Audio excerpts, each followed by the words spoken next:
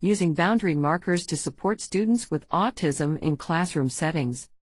Boundary settings are a type of environmental support for students with ASD.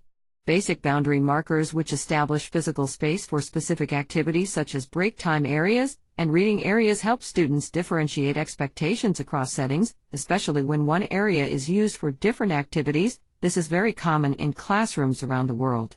For example, if 2 or more tasks must be completed at the same workspace or work area, using a colored tablecloth can help distinguish one activity from another. Reading could take place at the table and then it could be covered with an orange tablecloth when it is time for math. Additionally, sectioning off an area on the floor with colored tape, rugs, or anything else that would indicate where a student is expected to be during any given activity is an effective environmental support. This type of marking or labeling is simple and seems to be a minor modification, but in fact, it is highly effective for working with students with ASD.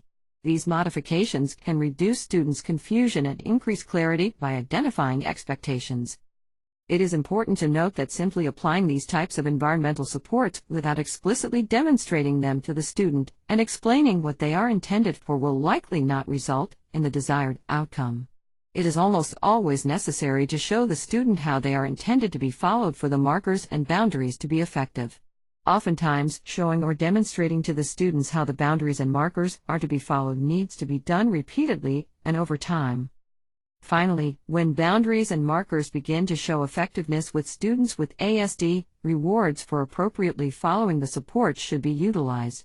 That is, when a student correctly follows them, they should be provided with social praise or other types of rewards.